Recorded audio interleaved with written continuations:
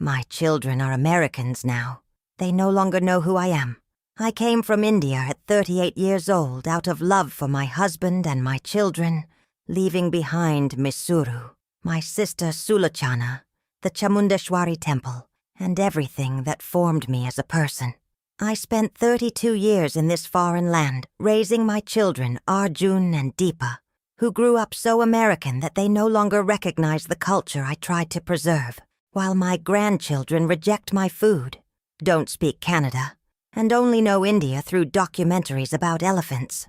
When I turned 70 and asked for the simplest thing a tired woman could ask for, to return home to die near my sister, my temple, my land, my children told me that if I wanted to go, I could go alone, as if wanting to die where you were born were madness or escape. After much crying, and after understanding that my presence here was never enough to pass on what I wanted to pass on, I decided to do something that would change my life forever. 70 years, 32 of them lived far from home. I gave everything I had to this land and to this family. I gave up my country, my sister, my language, the smell of my own street. I did it without complaining, without asking for anything in return, because that was what a mother did. And when I reached 70 years old, with white hair and a tired heart, I asked for one thing only, a small thing that anyone with a heart would understand. I asked to go back home, to spend the time I have left close to my sister, close to my temple, close to my land. Do you know what my children answered? They told me to go alone. The children I raised, that I fed, that I woke up in the middle of the night when they had fever, that I watched grow and felt proud of every achievement. They looked me in the eyes and said that if I wanted India, I should go, without them, without the grandchildren, without anyone. Today I am going to tell you how I got to this point, how an Indian woman who crossed the world out of love for her family arrived at 70 years old, feeling like a foreigner inside her own home. What happened to my children? What happened to my grandchildren? And what happened to me on the day I finally understood that losing someone to a country is no less painful than any other kind of loss? And at the end, I will tell you what I decided to do. Stay until the end, because this story does not end the way you are thinking. My name is Kamala. I am 70 years old, with white hair that my mother would have braided with jasmine flowers if she were still alive, and a pain in my chest that no American doctor has been able to diagnose because it does not show up on any exam. 32 years. That is the time I spent in this land. 32 years washing dishes in a kitchen that smells of different spices, praying to gods whose names my grandchildren don't even know, sleeping in a room where the window looks out onto a street that will never truly belong to me. I came from the outskirts of Mysuru. Those who know the city know that it is not just a place on the map of the state of Karnataka. Mysuru is a city that breathes history through every stone of its streets. It is the city of palaces illuminated during Dussehra, of the Brindavan gardens that my mother visited when she was young and told me about so many times that I could have sworn I had been there with her. Mysuru has a smell. It has the smell of sandalwood, of incense burning on the corners of the Devaraja market, of rain falling on red earth at the start of the monsoon. That smell lives inside me, as if it were part of my blood. And for 32 years I woke up in New Jersey without it. When I came to the United States, I was 38 years old. I was not a girl. I had lived long enough to know what I was leaving behind. My husband, Venkatesh, had gotten a job at a technology company in Edison, a city in New Jersey where Indians had gathered in such numbers that sometimes it felt as though we had rebuilt a piece of our country on foreign soil. But I knew, from the very first day, that it was only a beautiful illusion, a necessary illusion, but an illusion all the same. I remember the first winter as if it were yesterday. I had never felt that kind of cold in my life. The cold of Mysuru is a polite cold, the kind you put on a shawl and get through just fine. The cold of New Jersey in January is a living thing that gets into your bones and stays there. I cried in the hot shower every day because it was the only place where I could pretend I was in another climate, another world. My husband said I would get used to it, and I believed him because I needed to believe in something. My children grew up here, Arjun and Deepa. Arjun was 9 years old when we arrived, and Deepa was 6. I look at the photos from that time and I see 2 Indian children with big eyes and shiny black hair, wearing clothes I chose, eating the rice and sambar I cooked every night, speaking Kannada with me before bed. They were my children. I recognized them completely. I don't know exactly when they left. There was no specific day, no date marked on the calendar where I can say, this is where I lost them. It was a gradual, silent thing, like the tide that carries the sand from the beach without you noticing, until you look and see that the beach is no longer the same. Arjun began to prefer English at home before he turned 15. Deepa stopped wearing the Indian clothes I bought for her around the age of 13. Small things. Each one alone seemed insignificant. Together they were a complete transformation. My husband, Venkatesh, passed away 11 years ago. It was a quick heart attack on a Saturday morning, while he was reading the newspaper in the armchair in the living room. The 2 of us had never resolved the question of returning to India. It was a conversation we always postponed because the children were still studying, because the house needed to be paid off, because there was always some concrete reason to stay 1 more year. And suddenly he was gone, without us ever having reached a conclusion. I was left alone in that New Jersey house, with that unanswered question inside my chest. After he died, I moved to California to be close to Arjun, who works at a technology company in Fremont. Deepa lives in Austin, Texas, with her husband, an American named Daniel, and their 2 children. I began dividing my time between the 2 houses, like a suitcase passed from hand to hand, with no fixed place to stay. I don't complain about that. My children receive me well. I have my room, my food, my basic comfort. But basic comfort is not the same thing as belonging. In Fremont, there is a large Indian community. There are temples, restaurants with food that comes close to what I make. Women my age I talk with sometimes. But even so, when I go out for my morning walk, what I see is a Californian city. Low houses, large cars, blue sky without a single cloud to remind me of the monsoon. And I think of Mysuru. I think of my sister Sulochana, who still lives there, in a small house near the Chamundeshwari temple. I think of my niece Radha, who has children I barely know. I think of all the years I spent here while my family, on the other side of the world, grew old without me.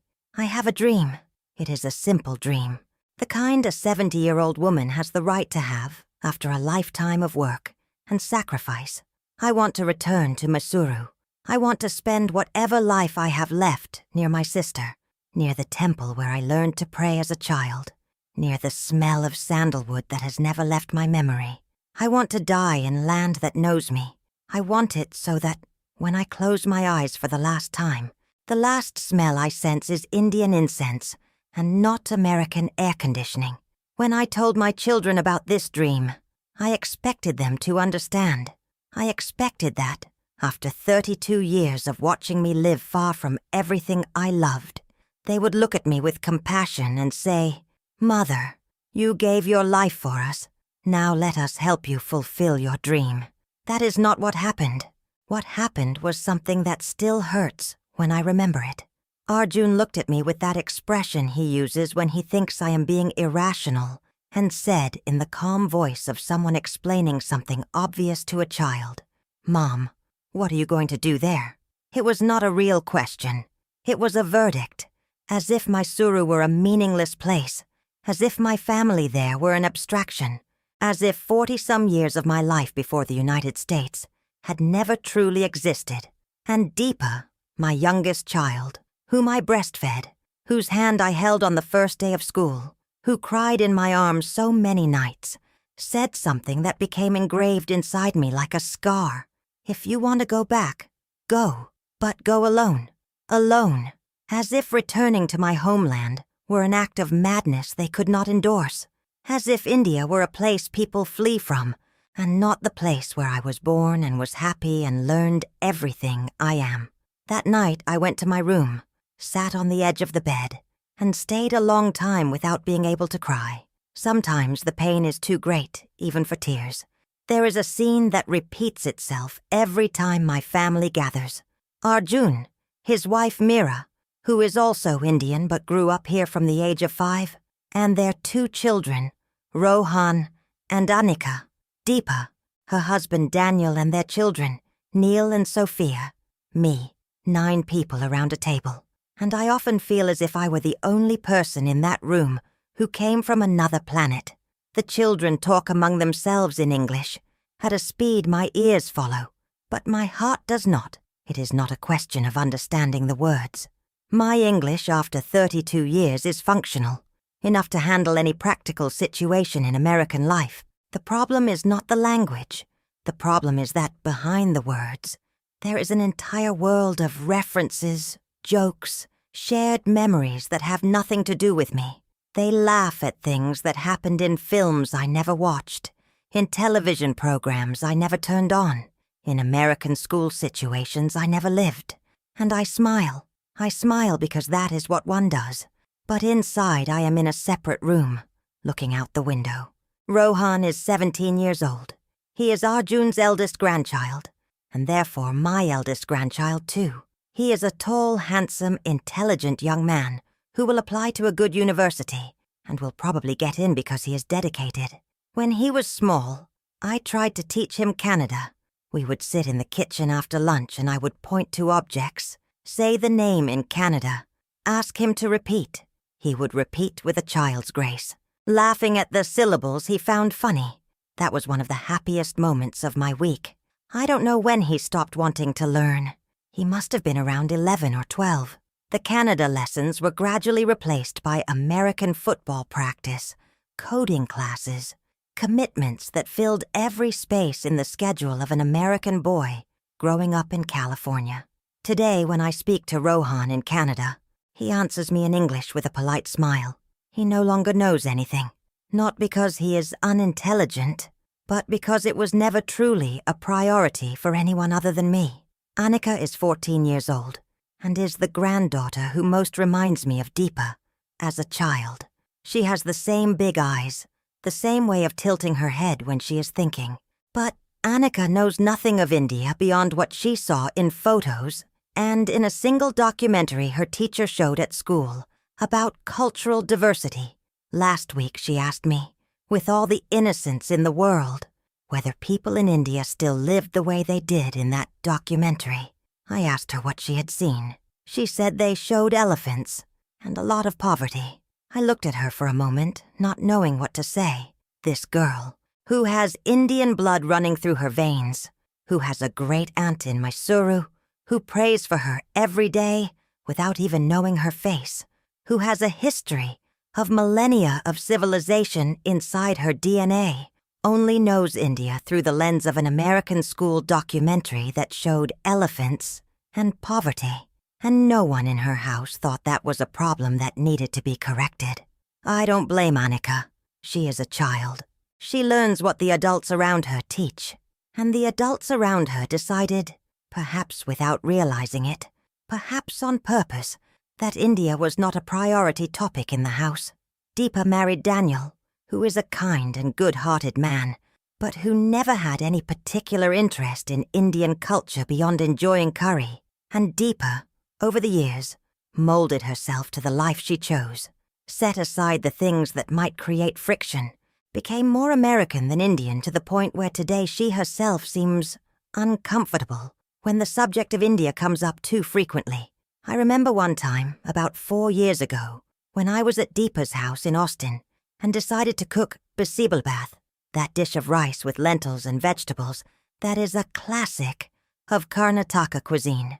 I spent the entire morning cooking with care, choosing the right spices, making it the way my mother taught me.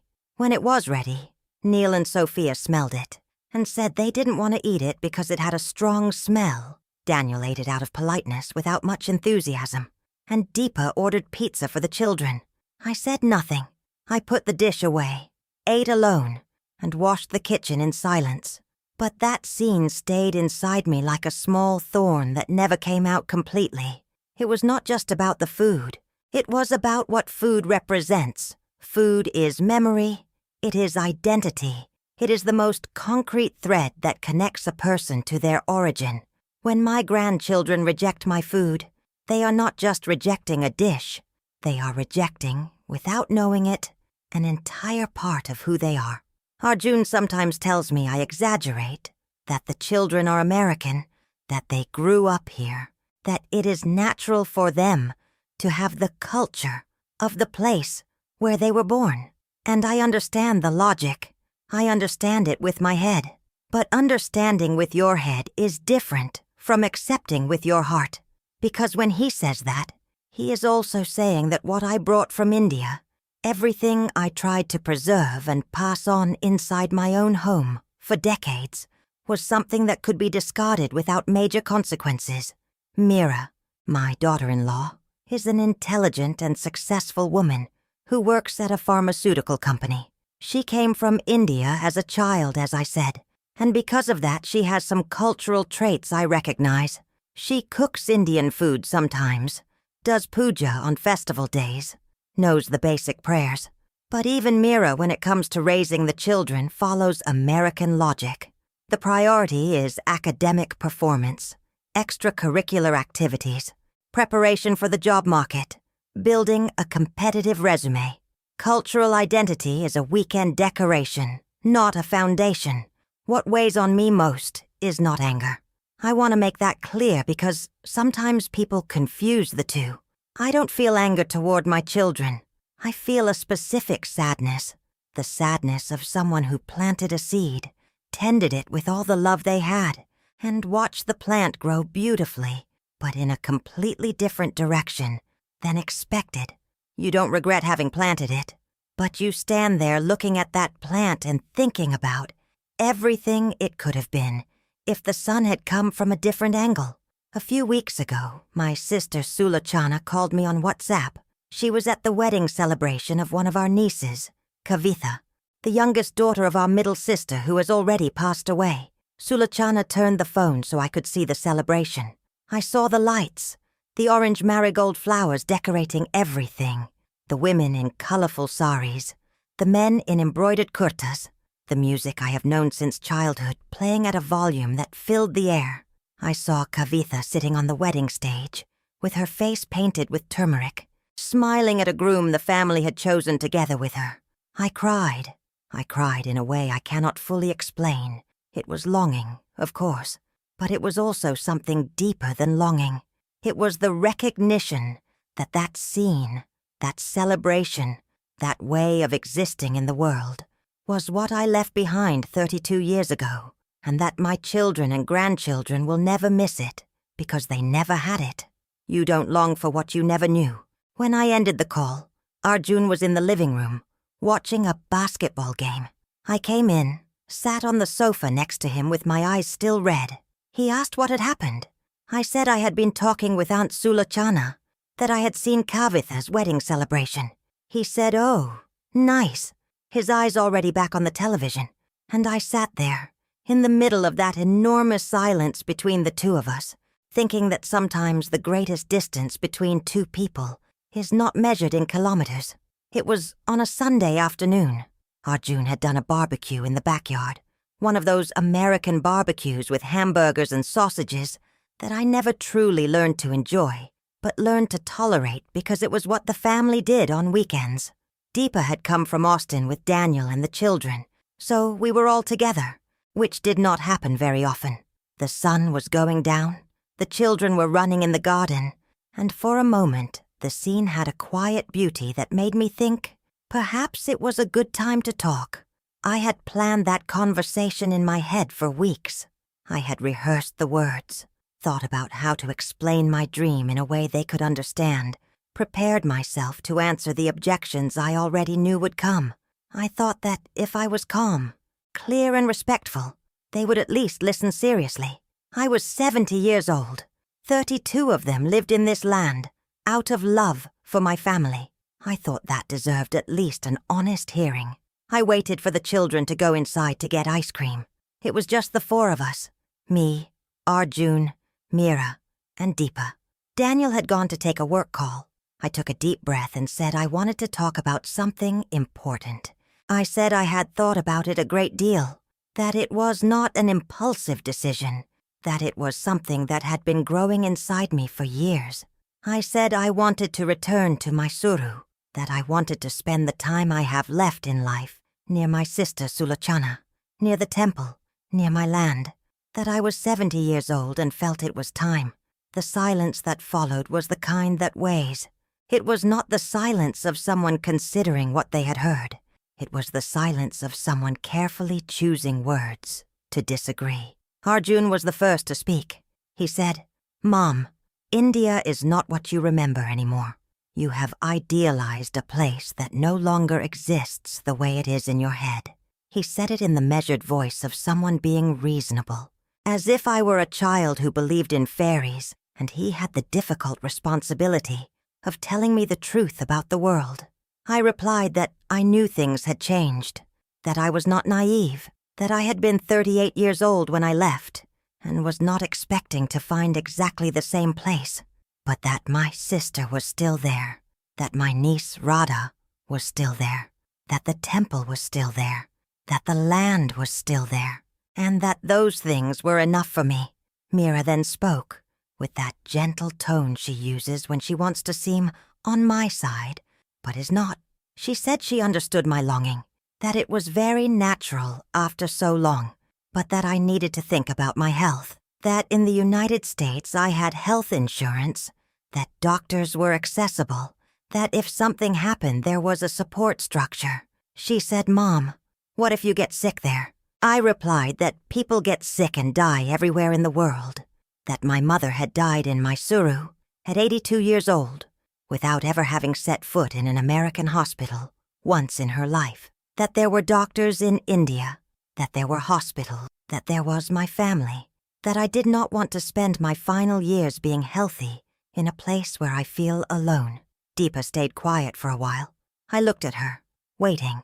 Deepa had always been the more emotional of the two, the one who cries at films, the one who calls on my birthdays, singing happy birthday with a breaking voice. I thought that she, more than Arjun, might understand me. But when she finally spoke, what came out of her mouth left me without ground beneath my feet. She said, "Mom, honestly, I think you want to escape. I think you never accepted the life you have here, and you are using India as an excuse not to try to be happy where you are." I stared at her for a long time without speaking. Those words were so far from everything I had felt during 32 years that I needed a few seconds to understand that she had really said that. Escape, as if longing for your own land were a weakness, as if wanting to die near where you were born were a pathology that needed to be treated. I said to her, with the firmest voice I could manage, "Deepa, I have not escaped from anything in my life. I came to this country out of love for your father, and out of love for the two of you. I worked, I kept the house, I raised you, I buried your father here far from everything he knew, and I did all of that without complaining. I am not escaping. I am asking to go home." She looked away. Arjun crossed his arms. Meera kept looking at her own lap, and then Arjun said the sentence that became engraved inside me with a cruel precision. "Mom, your home is here now. You need to accept that. Your home is here now." As if the place where a person is born, grows up, learns to pray, buries their parents, forms who they are, could be replaced by decree. As if 32 years in a country were enough to erase 68 years of prior life. As if I owed the past no loyalty, no longing, no return. I got up from the chair without giving an answer. I went inside the house, walked to my room, closed the door carefully because I did not want the children to notice that something had happened. I sat on the edge of the bed and looked out the window. Outside, the sun had almost disappeared, and the sky was that orange color that sometimes reminds me of the marigold flowers at Indian weddings. I looked at that color until it went completely dark. That night, after the house grew quiet, I picked up my phone and called Sulachana. It was early morning in Mysuru. She answered with a still sleepy voice, and when she realized I was crying, she woke up immediately, the way only older sisters know how to do. I did not tell her everything. I told her enough. She stayed silent, listening to me, and then said, "Kamala, you know your room here is waiting for you. It always has been." Those simple words did more for my heart that night than anything my children had said throughout the entire afternoon. In the days that followed, I noticed that something had changed in my relationship with Arjun and Deepa. Not dramatically, not with fights or prolonged silences, but in a subtle and permanent way. It is like when a piece of porcelain falls and does not break completely, but gets a fine crack that you see every time you look at it. The piece still works. It still looks whole from a distance, but you know the crack is there. I began to observe my own life with different eyes after that Sunday. I made a mental list of everything I had built here in 32 years. An honest list, without dramatizing up or down. I have my children. I have my grandchildren. I have a comfortable room. I have material security. I have health insurance. I have a small Indian community I spend time with occasionally. These are real things I am grateful for, and I don't want to seem ungrateful when I speak about them. But I also made another list. What I do not have. I do not have my sister by my side. I do not have the temple that knows me. I do not have the street I learned to walk down when I still wore braids. I do not have neighbors who know my mother's name. I do not have a land that recognizes me when I pass through. I do not have the smell of sandalwood in the early morning. I do not have the sound of the temple bells at dawn. I do not have the feeling of being in the right place. And when I put the two lists side by side, I realized that the second list is not made of whims. It is made of the things that give a life meaning when you are at the end of it. I am not in the phase of building. I am not in the phase of achieving. I am in the phase of saying goodbye. And I want to say goodbye in the right place, surrounded by the people and the smells and the sounds that made me who I am. My children think I am crazy, or perhaps not exactly that, but they think I am being irrational, that I am letting emotion speak louder than reason. But I ask, when does the emotion of belonging to a place become irrational? When does the desire to die in peace in your own land become a problem that needs to be corrected? At what point in American life did I learn that feeling longing for where I came from was a weakness that needed to be overcome? I did not learn that. I refused to learn it. There is a photograph inside my prayer book, an old book with a faded red cover that I brought from Mysuru 32 years ago, inside the suitcase I packed in a hurry one March night. The photograph shows my mother, my sister Sulachana, and me in front of the Chamundeshwari temple. I must have been around 25 years old in that photo. My mother is wearing a dark green sari and has white flowers in her hair. Sulachana is laughing at something that happened a second before the click, and I am looking directly at the camera with an expression that today, when I look at it, I recognize as the expression of someone who does not yet know what is to come. I look at that photograph every morning before praying. It is the first ritual of my day. No matter which house I am in, no matter whether it is Fremont or Austin, that photograph sits on the nightstand beside my bed and is the first thing I see when I wake up. I do this because I need to remember who I was before I became an American mother, an American grandmother, an American mother-in-law. I need to remember that there was a Kamala before this one, a Kamala who belonged completely to a place and a people and a history. In recent months, I have made some silent decisions. I announced them to no one. I made no drama. I simply began to act differently within my own life, the way a 70-year-old woman learns to do when she understands that certain battles are not won with words, but with concrete and persistent choices. I began calling Sulachana every day, not just on weekends, not just on special dates, every day, in the morning, right after my prayers. Sometimes the call lasts 5 minutes. Sometimes it lasts an hour. We talk about small things, the weather in Mysuru, what she cooked, how niece Radha is doing, whether the jacaranda tree on the back street flowered this year. These are conversations that to any outsider would seem unimportant. To me, they are the thread that keeps me connected to the only place where I feel whole. I also began cooking more, not to please anyone, not hoping my grandchildren would eat or my daughter would approve. I cook for myself. I cook the dishes my mother taught me, with the right spices, the right way, in the right time. Some days I spend 3 hours in the kitchen preparing something I will eat alone sitting near the window. And those are some of the most peaceful moments of my week. Because in the kitchen, when the smell of the spice warming in the oil rises and fills the air, I am in Mysuru, completely. For those minutes, there is no New Jersey, no Fremont, no distance. One afternoon, Rohan came into the kitchen while I was cooking and stood in the doorway looking. I asked if he needed something. He said no, that he was just taking in the smell. He stayed there for a few minutes without speaking. Then he asked in a voice different from his usual voice, a lower, more curious voice, "Grandma, what are you making?" I explained the dish, explained the spices, explained where the recipe came from. He listened in a way I don't remember seeing him listen before, without his phone in his hand, without the hurry to be somewhere else. When the dish was ready, he asked to try it. He ate. He was quiet for a second and said, "It's good." 2 simple words, but those 2 words made something shift inside my chest. I will not exaggerate and say that Rohan had a transformation, or that he suddenly discovered his Indian roots. That is not what happened. But for a moment, that 17-year-old boy, who can barely say good afternoon, in Canada, stood quietly in front of a bowl of food that his great-grandmother made in Mysuru decades ago, and felt something. I cannot name what it was, but I know it was real. I keep that moment carefully. It is the kind of thing a grandmother keeps.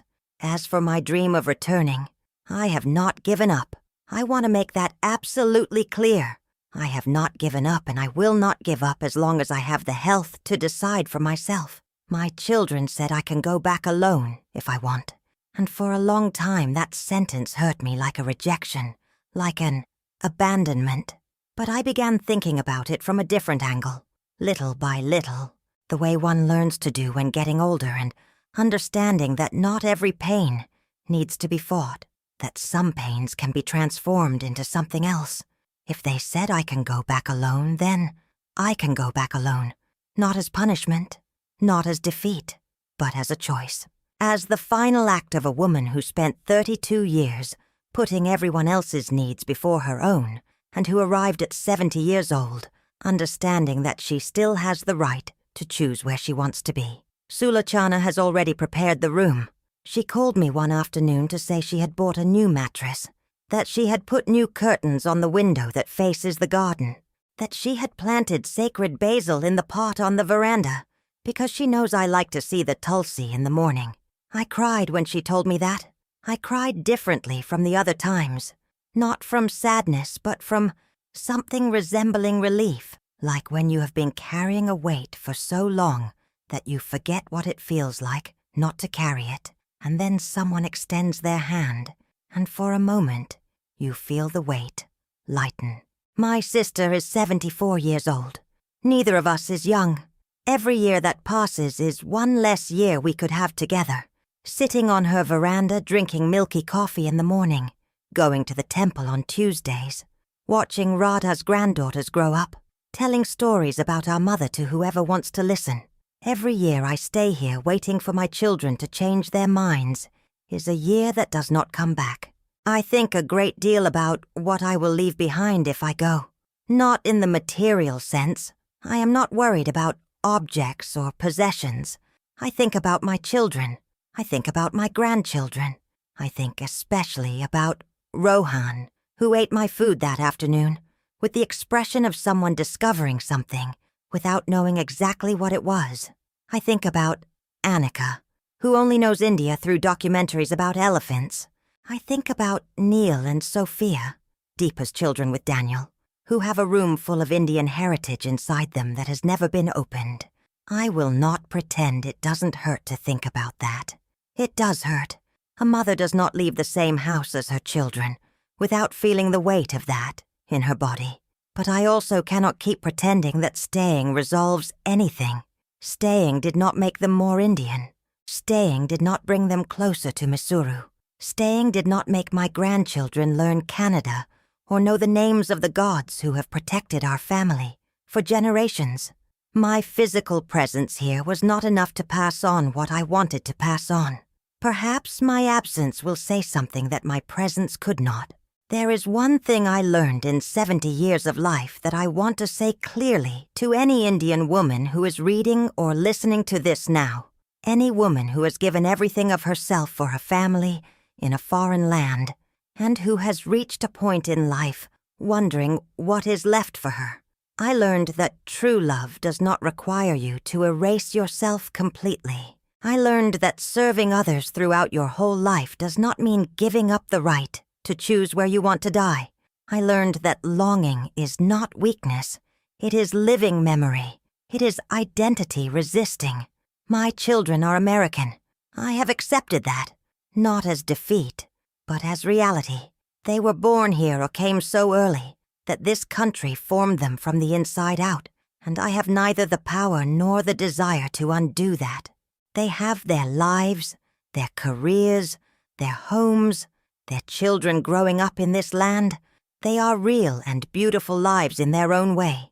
It is not what I would have chosen for them if the choice were mine alone. But life does not work that way, and I know it. What I also know is that I am Indian, completely, without diminishment, without excuse, without shame. I am Indian with 70 years of history inside my body, with the smell of sandalwood in my memory, with the prayers I learned before I learned to read, with the Chamundeshwari temple engraved in my soul like a permanent address. None of these 32 years erase that.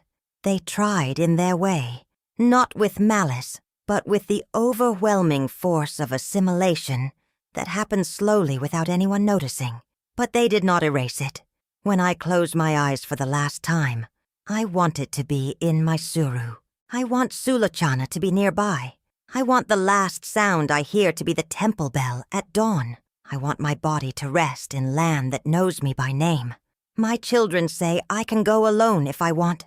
So, I will go, not with bitterness, not with anger, but with the dignity of a woman who knows who she is, knows where she came from, and who, after 32 years of giving everything she had, finally decided that she too deserves to go home. The suitcase is almost packed.